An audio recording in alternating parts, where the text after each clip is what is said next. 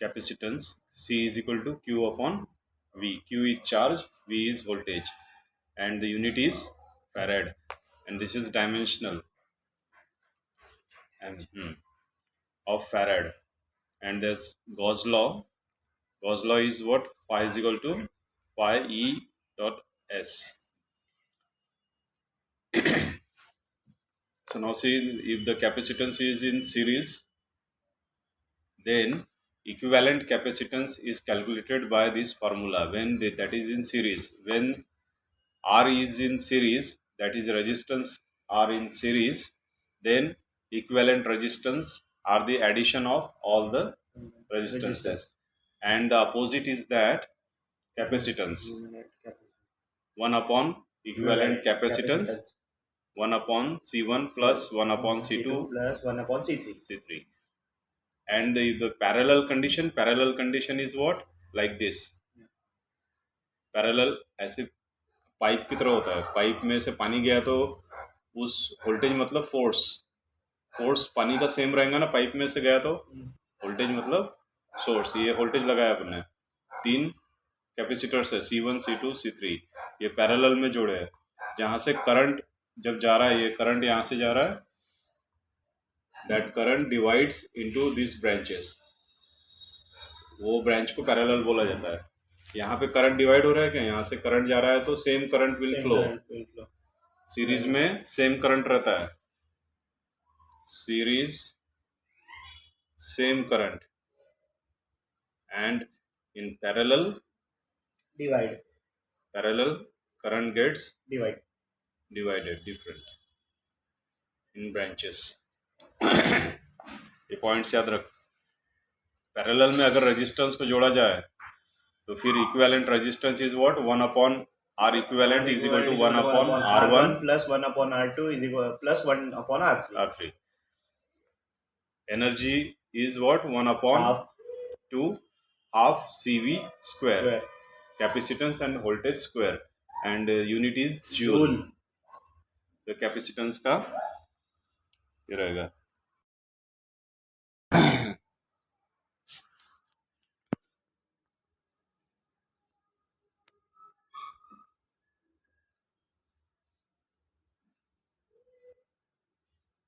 ये आप पानी पी लो एक बार, थोड़ा सा एकदम पोरे का छोड़ना है।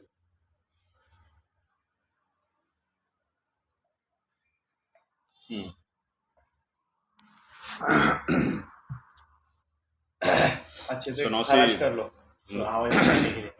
So now see KCL, Kirchhoff's current law.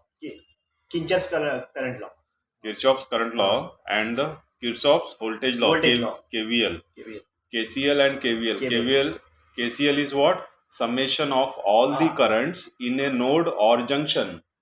See here, ऐसा लिखने का, summation of all the currents in the node or junction is equal to 0. That is KCL. यहाँ से 5 एम्पियर आ रहा है, incoming is positive I1, outgoing is negative I2 and I3 is minus.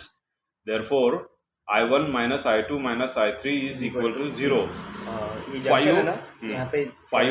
5 ampere, 2 ampere, and this is 3 ampere. So that is equal to 0. 5 minus 2 minus 3 is equal to 0. तो कोई भी node या junction में, कोई भी circuit में जो node रहता है, जंक्शन रहता है, जहाँ पे नोड जिसको बोलते हैं, जहाँ से ब्रांचेस फूटती है, ये ऐसा है जैसे उदयनगर का चौक है, ये इधर से 5 लोग आए, इधर से 2 लोग इधर गए और 3 लोग इधर गए, तो वो चौक में कितने लोग बचे? कोई भी नहीं। तो इसी तरीके से कोई भी जंक्शन पे करंट का समेशन जो है, टोटल करंट का समेशन वो 0 रहना चाहिए, ये लॉ है, समझ में? सो summation of all the currents in a node or junction should be 0. KCL को याद रखने के लिए हरदम ऐसा summation of all the currents in a node is 0, and KVL is what? Summation of all the EMF मतलब electromotive force मतलब voltage, summation of all the voltages is 0. This is KVL. याद रहेगा, current law, voltage law. Summation of all current is equal to 0 in a node or junction, KCL, and according to summation of all the EMF is equal to 0 in a loop।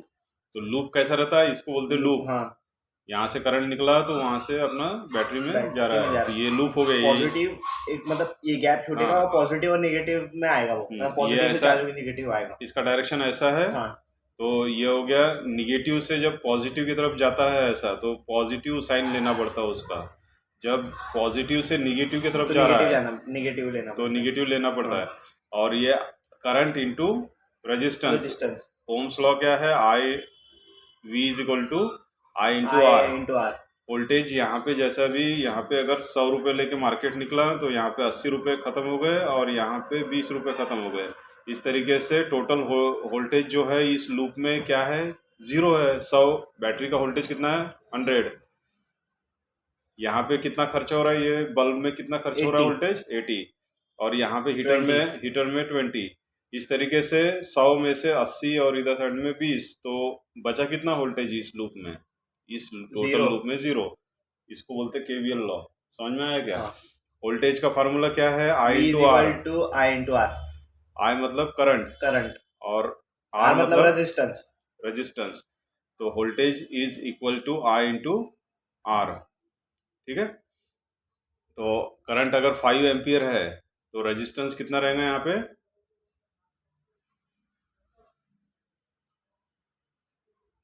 16 Om. 16 multiplied by 5 ampere, तो कितना हो जाएगा, ये 80 हो जाएगा। समझ में आया क्या? इस तरीके से कैलकुलेट करते हो। तो केसीएल और केवीएल समझ में आ गया। व्हीटस्टोन ब्रिज, ये ऐसा व्हीटस्टोन ब्रिज रहता है, इसमें गैल्वेनोमीटर लगाया है। ये रेजिस्टेंसेस है पी क्यू आर एस। तो अपोजिट जो ब्रांचेस रहते हैं, P upon Q is equal to R upon S, ये इसके रेजिस्टेंसेस है। ये मेन फार्मूला है व्हीटस्टोन ब्रिज। तो ऐसा कंडीशन होने पे ये जो गैल्वेनोमीटर इस ब्रांच में से करंट जो फ्लो होगा वो 0 रहेगा। करंट जो फ्लो होगा वो क्या रहेगा, 0। तो ये गैल्वेनोमीटर ऐसा रीडिंग दिखाएगा 0 की, ऐसे डिफ्लेक्ट नहीं होगा। तो बैलेंस कंडीशन हो गया ये। बैलेंस कंडीशन होने पर ये व्हीटस्टोन ब्रिज काम करता है। तो बैलेंस कंडीशन रहने से अपन जैसा भी ये और ये तीनों रेजिस्टेंसेस मालूम है, तो अपन ये एस फाइंड आउट कर सकते हैं। क्यों कर सकते हैं, क्योंकि ये ऐसा इक्वेशन है ये बैलेंस कंडीशन का। और दूसरा ऐसे ही व्हीटस्टोन ब्रिज और इस तरीके से बाकी के, इसमें से x is equal to length of x upon r and that is total resistance. इसमें से x की वैल्यू फाइंड आउट किया जा सकता है। उसमें दिया है I क्या होता है, v is equal to I R है, तो I क्या बनेगा, v अपॉन r। v मतलब EMF अपॉन r प्लस इंटरनल रेजिस्टेंस है। ये इंटरनल रेजिस्टेंस कैसे कैलकुलेट करते हैं, तो V voltage across AB, potential AB is equal to I into R. Repeat करना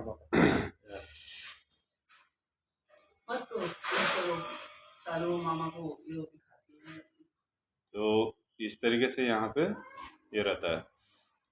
I की वैल्यू यहाँ पे लिखना है, E is equal to E upon R plus R।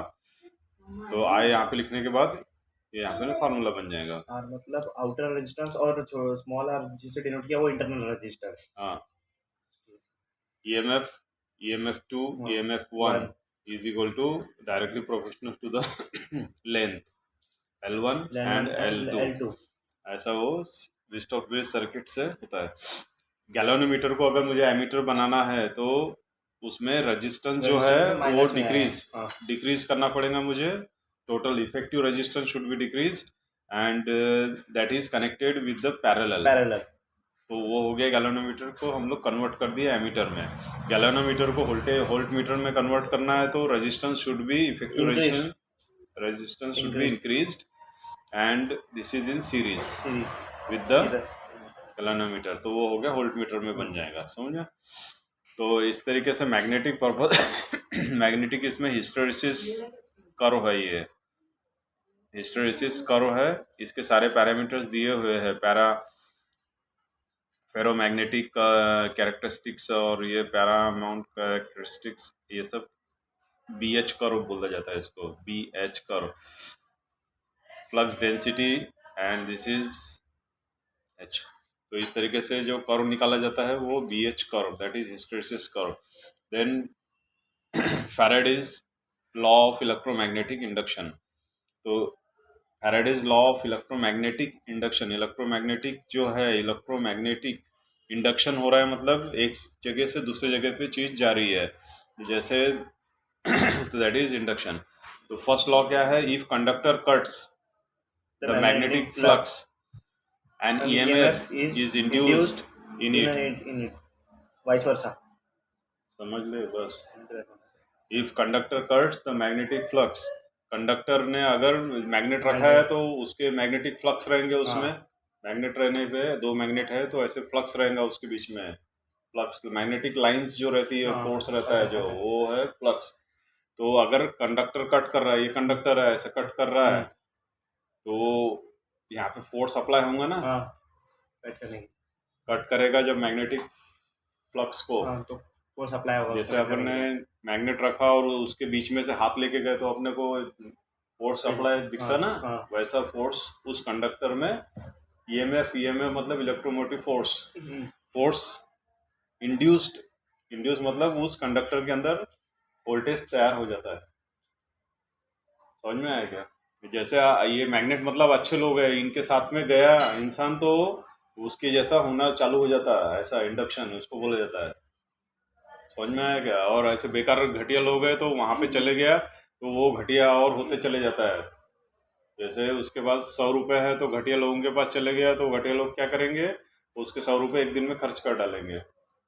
और अच्छे लोगों के पास गया तो अच्छे लोग क्या करेंगे, 100 रुपये को एक दिन में 1000 रुपये बना देंगे। आया क्या समझ में? तो इस तरीके से संगत का असर रहता है, उसको बोला जाता है electromagnetic induction law, Faraday's law. तो वाइस वर्सा मतलब क्या है, कंडक्टर स्टेशनरी है और मैग्नेटिक फील्ड में अगर मूवमेंट कर रहा हूँ ऐसे ऐसे, तब भी इसमें वोल्टेज तैयार होगा, EMF। समझ में? ये सब समझ ले। And EMF is induced in it मतलब कंडक्टर, ये सबसे सिंपल भाषा, उसका फर्स्ट लॉ है, ये पहला लॉ है। सेकंड लॉ क्या है, the magnitude of induced EMF is directly proportional to the rate of change of magnetic flux linkage.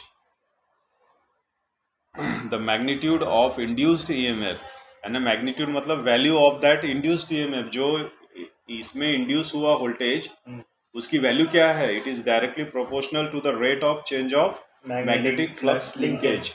तो rate of change of the d by d t मतलब d by d t जब करते हैं अपन, phi मतलब flux, flux का d by d t कर रहे हैं मतलब क्या, डेरिवेटिव्स ले रहे हैं फ्लक्स का, फ्लक्स का डेरिवेटिव्स ले रहे हैं मतलब rate of change of magnetic flux linkage. ये देख, the rate of change of magnetic flux linkage.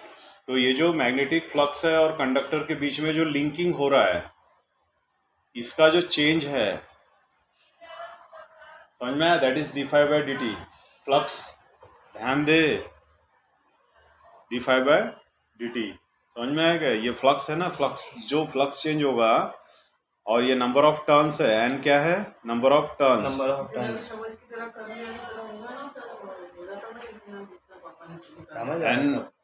n क्या है, n क्या है, number of turns, minus sign क्या है, लेंज लॉ, लेंज लॉ क्या है, Newton's third law, Newton's third law क्या है, action and reaction are equal and opposite. जैसे बॉल मारेंगे दीवार पे तो उल्टा तुरंत आने वाला है वो। तो ये जो EMF है, EMF की वैल्यू जो है वो की काय की वजह से EMF पैदा हुआ, फाई की वजह से, फाई की वजह से, rate of change of magnetic flux linkage. तो ये जो फाई है, इसके वजह से जो EMF पैदा हुआ, उसके बीच में रिलेशन क्या रहेगा, अपोजिट, यानी माइनस, यानी अपोजिट साइन है ना। ये एक्शन हुआ, ये एक्शन हुआ, उसके वजह से रिएक्शन क्या हुआ, EMF जो रिएक्शन हुआ, तो उसका रिलेशन क्या रहेगा, अपोजिट। एक्शन और रिएक्शन का रिलेशन क्या रहेगा, अपोजिट। तो जिसके वजह से ये माइनस साइन जो रहता है वो लेंज लॉ है।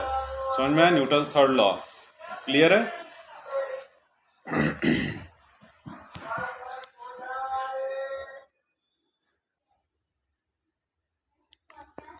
नॉर्थ टू साउथ जो है मैग्नेटिक फ्लक्स लाइंस फ्लो होती है, ठीक है, ऐसी इस डायरेक्शन से फ्लो हो रही है। और करंट का जो डायरेक्शन है ये ऐसा लूप है, वायर है, ऐसा है, ये कंडक्टर है, ठीक है। इसको अगर ये जनरेटर है तो मैं क्या करूँगा, इसको रोटेट करूँगा ये फ्लक्स लाइंस में। ये फ्लक्स लाइंस को क्या कर रहा है, कंडक्टर कट कर रहा है, तो यहाँ पे वोल्टेज तैयार होगा, ठीक है। वोल्टेज अगर तैयार हो गया तो फिर करंट तैयार होगा, वोल्टेज के वजह से करंट। जैसे साइकिल को पैडल मारा तूने तो ये हो गया वोल्टेज, और साइकिल चलने लगी मतलब करंट। साइकिल जो चल रही है करंट, और ब्रेकर आ गया तो रेजिस्टेंस। ब्रेक मारेंगे तो ब्रेक नहीं, ब्रेकर आया तो ब्रेकर आया तो उसके ऊपर रुकेगी ना, स्पीड धीमी होगी तो रेजिस्टेंस। स्पीड धीमी होगी मतलब क्या हुआ, करंट कम हो गया। रेजिस्टेंस जैसे यूज करेगा तो करंट कम हो जाएगा। समझ में आ रहा? I into R is what, voltage drop हो गया वहां पे। 100 वोल्टेज था तो उसमें से 80 वोल्टेज यहाँ पे ड्रॉप हो गया, और यहाँ पे 20 ड्रॉप हो गया। इस तरीके से KVL रहता है। पापा मैंने यहाँ पे तो ये जो फ्लक्स, मैग्नेटिक फ्लक्स है, इसको ये अपन ने कंडक्टर को घुमाया अपवर्ड डायरेक्शन में। डायरेक्शन क्या है इसकी, अपवर्ड है। तो इसमें से कि किस तरफ करंट बहेगा, इसको फाइंड आउट करने के लिए Fleming's right hand rule and Fleming's left hand rule रहते हैं। तो फ्लेमिंग्स राइट हैंड रूल कैसा रहेगा, ऐसा,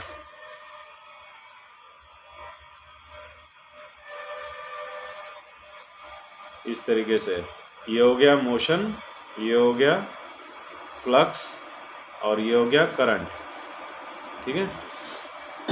ऐसा ये मोशन है अपवर्ड, इसकी मोशन क्या है, ऊपर है ना, अपवर्ड है, ठीक है।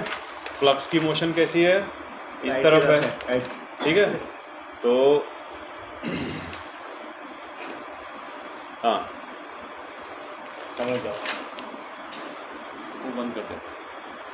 फ्लक्स की मोशन, फ्लक्स की जो मोशन है, जनरेटर के लिए राइट हैंड रूल रहता है। हाँ राइट हैंड रूल है। तो क्यों रहता है राइट हैंड रूल, ये देखो फ्लक्स की डायरेक्शन, लेफ्ट हैंड रूल में भी रहता है ना वैसा, करंट की डायरेक्शन। तो लेफ्ट हैंड रूल में भी वही रहता है। तो अपन ने जनरेटर में क्यों राइट हैंड यूज करते हैं, जनरेटर में क्यों यूज करते हैं? हाँ ऐसा तो मैंने कभी सोचा नहीं, क्योंकि मोटर और जनरेटर दोनों अपोजिट है ना, अपोजिट रहने की वजह से ये हैंड अपोजिट हो गए, इसलिए वो ऐसे अपोजिट यूज किया जाता है।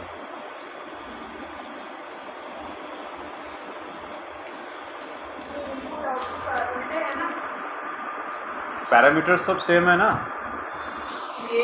लेफ्ट हैंड और राइट हैंड का डिफरेंशिएशन क्यों किया उन्होंने, अलग है ना, करंट और फोर्स तो राइट और लेफ्ट में भी तो वही क्वांटिटी है, तो अपन उसको भी फिर एक ही हाथ यूज करना चाहिए था दोनों जगह।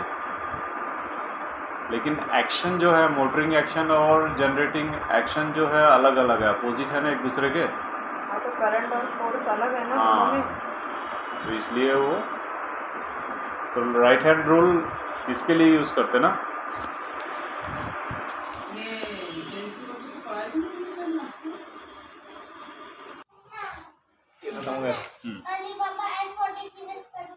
तो इसमें जो वोल्टेज तैयार होगा उसका फार्मूला क्या है, इज इक्वल टू -N/dφ/dt है ना, फ्लक्स चेंजिंग लिंकेज है ना।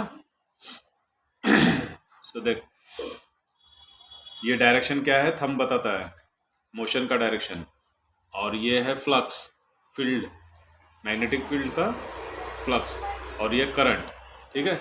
अभी देख यहाँ पे ये अगर ऊपर गया तो ये नीचे आएगा, नीचे इसकी डायरेक्शन कैसी है, नीचे। और फ्लक्स कैसा है, इस साइड में है, फ्लक्स देख इस साइड में है, ऐसी फ्लक्स इस साइड में है, दिख रहा है। राइट हैंड किया ना, राइट हैंड ही है मेरा, हाँ तो राइट हैंड जो है ना, तो ये फ्लक्स की डायरेक्शन किधर है, ऐसी है ना, ठीक है। और डायरेक्शन क्या है इसका, मोशन क्या है, नीचे। तो करंट की डायरेक्शन क्या है, इधर जा रही है। तो दिख रहा है ये करंट देख कैसे जा रहा है, ठीक है, समझ में आया क्या। अब यहाँ पे अपवर्ड है, लेकिन डायरेक्शन जो है फ्लक्स की ऐसी है, तो करंट किधर जा रहा है, इस तरफ जा रहा है।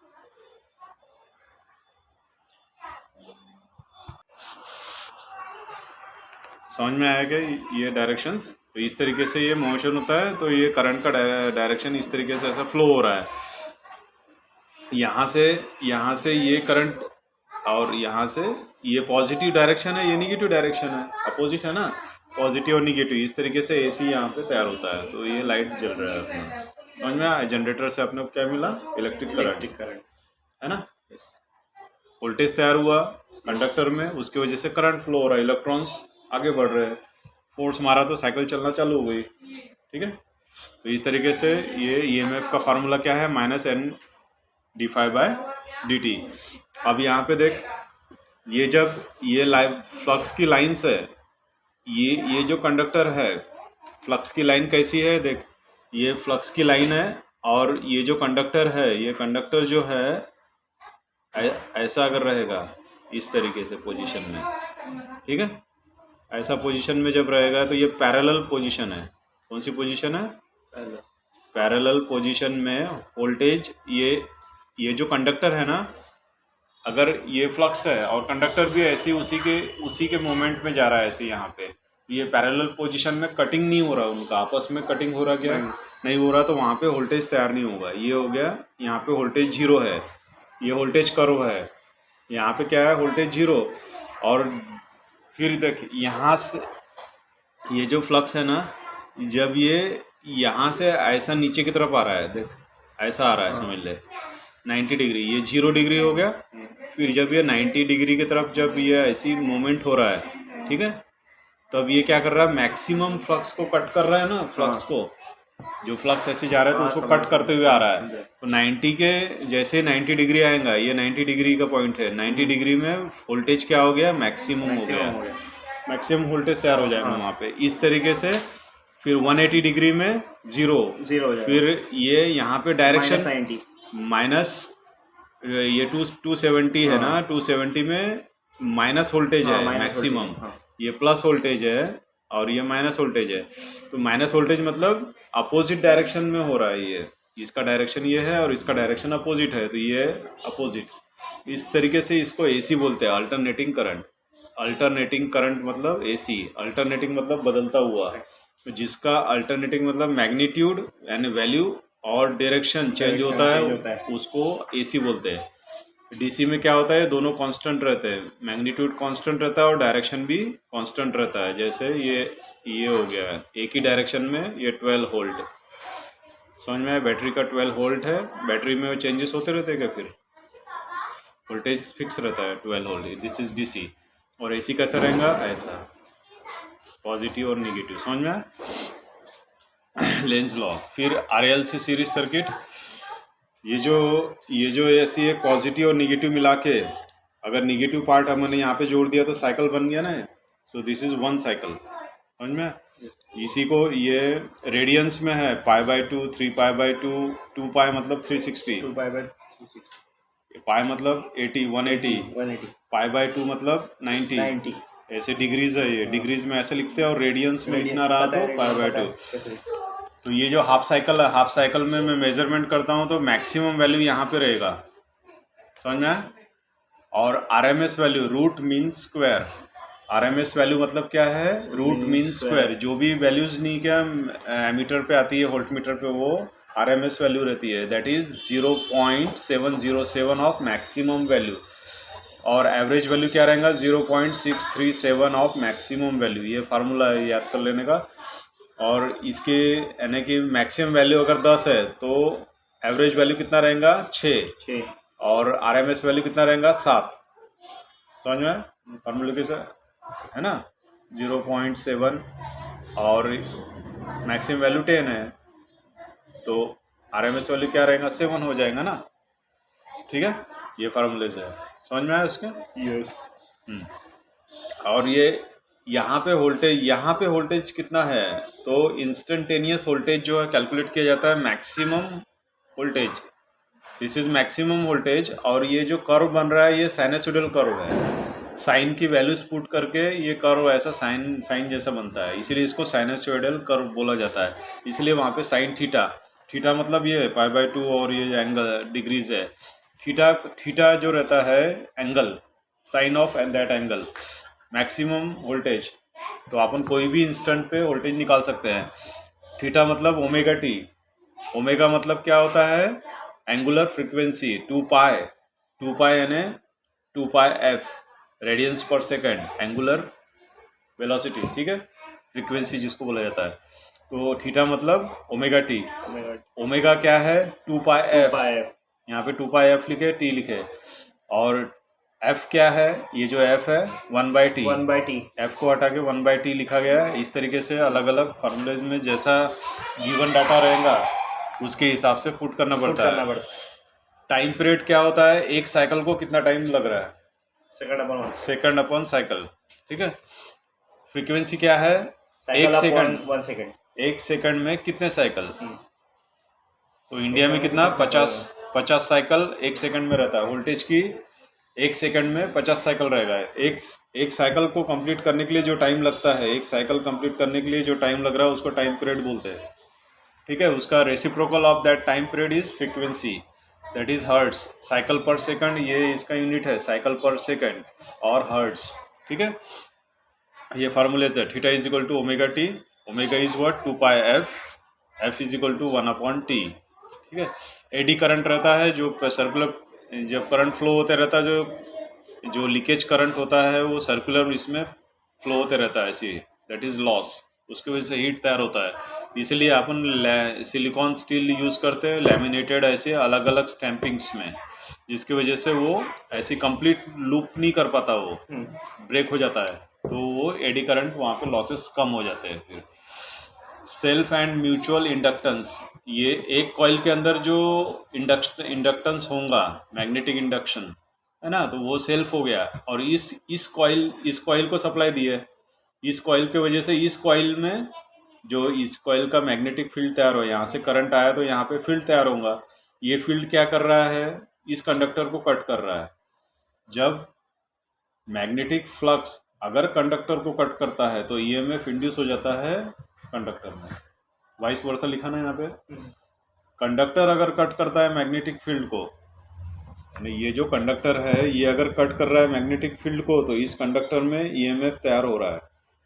और अगर ये जो फील्ड है, ये फील्ड अगर ये इसको कट करती है कंडक्टर को, तो इस कंडक्टर में ईएमएफ तैयार हो रहा है।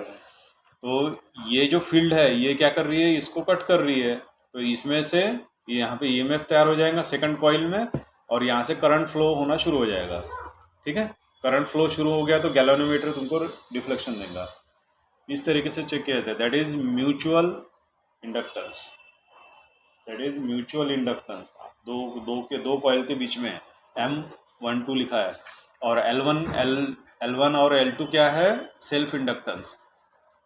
वोल्टेज कब मिलेगा, व्हेन इंडक्टेंस और change of that current di/dt minus L di/dt is equal to EMF inductance. अब यहाँ पे देख लास्ट सो यहाँ पे जो RLC है ये रेजिस्टेंस यानी कि रियोस्टैट रहता है या बल्ब है, वो रेजिस्टिव लोड है। इंडक्टेंस एक चोक कॉइल रहती है, कॉइल जैसा, ठीक है, इलेक्ट्रोमैग्नेटिक कॉइल जैसे कॉइल है, तो उसको बोलते हैं इंडक्टेंस L, ठीक है। कैपेसिटेंस मतलब कैपेसिटर, जो फैन में लगाते हैं ना कैपेसिटर, कंडेंसर, उसको कैपेसिटर बोला जाता है। उसको अपन ने AC सप्लाई दिया है, AC वोल्टेज दिया है, दिख रहा है ये सर्किट, ऐसा सर्किट निकालने का सब दिया हुआ है उसमें। अब इसमें रेजिस्टेंस जब रहता है तब वोल्टेज और करंट इन फेज रहता है, जैसे जैसे वोल्टेज बढ़ेगा वैसे वैसे करंट बढ़ रहा है, ठीक है। Current in phase with voltage, ठीक है। तो इन दोनों के बीच में एंगल क्या है, 0 वोल्टेज है और ये करंट भी उसी डायरेक्शन में जा रहा है, तो एंगल कितना है इसमें, 0। और इंडक्टेंस में क्या होता है, इंडक्टेंस में करंट लैग्स V/90। करंट जो है वो पीछे ऐसे एंटी क्लॉकवाइज देखते हैं अपन, तो ये करंट है, वोल्टेज सबसे पहले आगे है उसके पीछे कौन है, करंट है। तो कितने डिग्री से डिफरेंस है उसमें, 90। तो 90 डिग्री से इंडक्टेंस में रहता है। और कैपेसिटेंस में कैसा रहता है, कैपेसिटेंस में करंट आगे रहता है और वोल्टेज पीछे रहता है। तो करंट आगे मतलब leading, current leading current leading voltage, ठीक है। ऐसा करंट क्या कर रहा है, लीड कर रहा है ना, ऐसी डायरेक्शन देखेगा तो करंट कितने से लीड कर रहा है वोल्टेज को, बाय 90 डिग्री।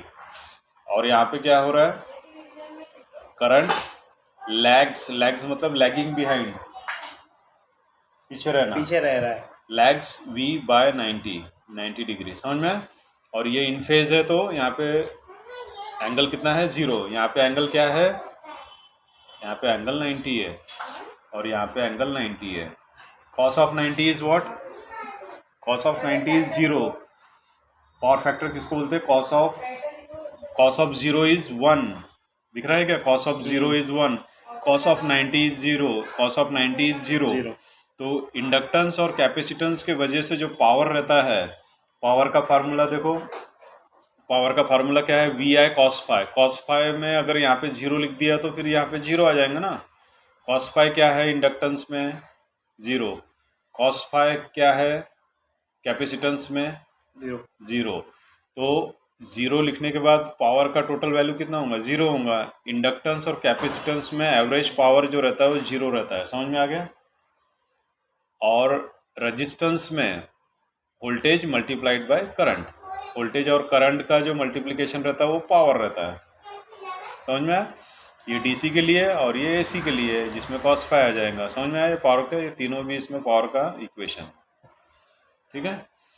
फिर उसके बाद देख, अब ये जो रजिस्टिव लोड है, ये रजिस्टिव लोड जो है रेजिस्टेंस में ऐसे वोल्टेज और करंट, समझ में आया, इन फेज। जैसे वोल्टेज कम हो रहा है तो करंट भी कम हो रहा है, वोल्टेज निगेटिव डायरेक्शन में गया तो करंट भी निगेटिव डायरेक्शन में जा रहा है, उसी तरीके से, समझ में। यहाँ पे देख, यहाँ पे करंट जो है, करंट क्या है, इंडक्टेंस में करंट लैगिंग है ना, लैगिंग मतलब माइनस, करंट पीछे है ना 90 डिग्री से, तो अपन ऐसा लिखते हैं -90 माइनस π/2, ठीक है, प्लस π/2, ऐसा लिखा जाता है, समझ में इक्वेशन। इंडक्टेंस वाला जब इक्वेशन है तो करंट क्या रहेगा, देख सबसे पहले वोल्टेज मिला, उसके बाद करंट आ रहा है 90 डिग्री के बाद, आया ना समझ में। ऐसे ही पूरा वेवफॉर्म जो रहता है उसमें 90 डिग्री का डिफरेंस रहता है। अब यहाँ पे देख, यहाँ पे क्या हो रहा है, कैपेसिटेंस में करंट सबसे पहले मिल रहा है, दिख रहा है यहाँ पे, करंट सबसे पहले मिला, उसके बाद वोल्टेज मिल रहा है, करंट सबसे आगे है ना, करंट लीडिंग, हाँ। तो यहाँ पे देख, वोल्टेज जब मैक्सिमम है तो करंट क्या है, 0, और वोल्टेज जब 0 है तो ये करंट मैक्सिमम है, ऐसा कंडीशन होता है, समझ में आ रहा है। तो अभी देखिए यहाँ पे करंट क्या है, सबसे पहले मिलता है, इसलिए कैपेसिटर लगाते हैं ना अपन, तो कैपेसिटर लगाते बराबर फैन को सबसे पहले करंट मिलता है। कैपेसिटर अगर लगाया ना दोनों में, समझ में, करंट मिलता है, तो करंट मिलने की वजह से फैन घूमने लगता फटाफट। और चोक कॉइल जो रहता है वो, चोक कॉइल है ना इंडक्टेंस में चोक कॉइल रहता है ना, तो वो जो ट्यूबलाइट रहता है उसको ब्लास्ट करने के लिए वोल्टेज चाहिए। तो इसमें क्या रहता है, सबसे पहले क्या मिलेगा, वोल्टेज, उसके बाद करंट, समझ में। इस तरीके से ये यूज होता है वोल्टेज और इसका रिलेशन, इतने इससे कोई नहीं समझाएगा, आया समझ में। 90 डिग्री माइनस है तो लैगिंग, प्लस है तो लीडिंग, ठीक है। फिर उसके बाद इम्पीडेंस ट्रायंगल, इम्पीडेंस मतलब रेजिस्टेंस, जो स्पीड ब्रेकर थे ना वो डीसी के लिए है, और एसी अगर रहा, एसी में जो टोटल रेजिस्टेंस रहता है, जो सर्किट को, रेजिस्टेंस मतलब that is opposition to the flow of current. Resistance किसको बोलेंगे, जो अपोजिशन फ्लो ऑफ करंट। तो कौन कौन फ्लो ऑफ करंट के लिए अपोजिशन कर रहा है, रेजिस्टेंस कर रहा है। और यह है रिएक्टेंस, रिएक्टेंस किसके वजह से रहता है, एल एंड सी। तो एल के वजह से जो रिएक्टेंस मतलब रिएक्शन, अपोजिशन हो गया ना, रिएक्शन मतलब opposition, that is reactance x, ठीक है। ये रेजिस्टेंस, ये रिएक्टेंस और ये इम्पीडेंस। देख ये इम्पीडेंस जेड, तो ये तीनों भी रेजिस्टेंस ही है, लेकिन ये total resistance of that circuit AC का। एसी में क्या रहेगा, रेजिस्टेंस रहेगा, इंडक्टेंस रहेगा, कैपेसिटेंस रहेगा, जिसकी वजह से अभी इंडक्टेंस और कैपेसिटेंस में देखा ना 90 डिग्री से शिफ्ट हो जाता है, सब 90 डिग्री से शिफ्ट हो जाता है ना, इसलिए ये ऐसा ट्रायंगल बनता है। समझ में? रेजिस्टेंस इन फेज है, रेजिस्टेंस के इसमें क्या है, इन फेज है, तो ये रेजिस्टेंस के लिए। तो ये इम्पीडेंस ट्रायंगल है, तो इसका पाइथागोरस थ्योरम के हिसाब से क्या आएगा, z is equal to square root R square plus X square. समझ में? ऐसा कैलकुलेट किया जाता है। इम्पीडेंस कैसे कैलकुलेट करेंगे, R square plus X square और इसका होल स्क्वायर रूट, है ना। फिर ये जो सीरीज में है तो करंट सेम रहता है, सीरीज में करंट सेम रहता है, तो मैं करंट से सभी को मल्टीप्लाई कर देता हूँ, तो that will be the voltage across resistance. This is voltage across inductance या कैपेसिटेंस के अक्रॉस जो वोल्टेज है वो, और ये total voltage of the circuit, है ना। ये टोटल वोल्टेज बताएगा, ये रेजिस्टेंस और ये reactance, that is total voltage, है ना। तो ये वोल्टेज ट्रायंगल। पावर ट्रायंगल में क्या होगा, और आई से मल्टीप्लाई कर दिया मैंने, तो आई स्क्वायर आर हो गया, ये पावर का फार्मूला है, V I cos phi I square R, that is power. P is active power, ठीक है, एंड Q इज रिएक्टिव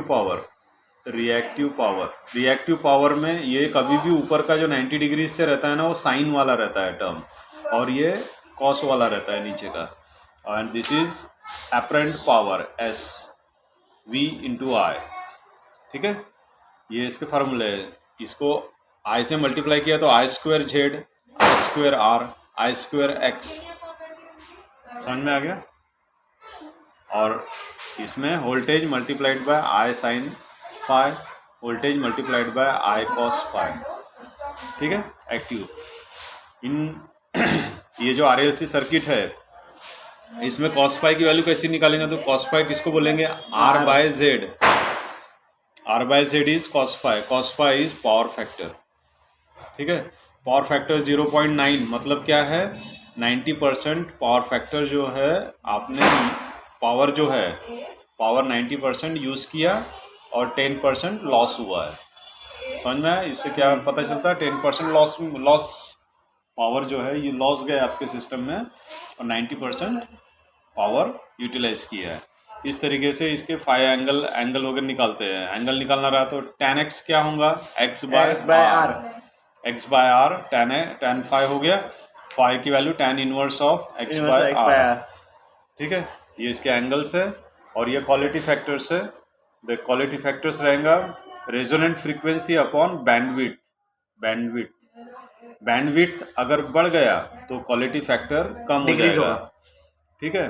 तो रेजोनेंस की कंडीशन क्या है, XL is equal to XC, यानी capacitive reactance is equivalent to inductive reactance.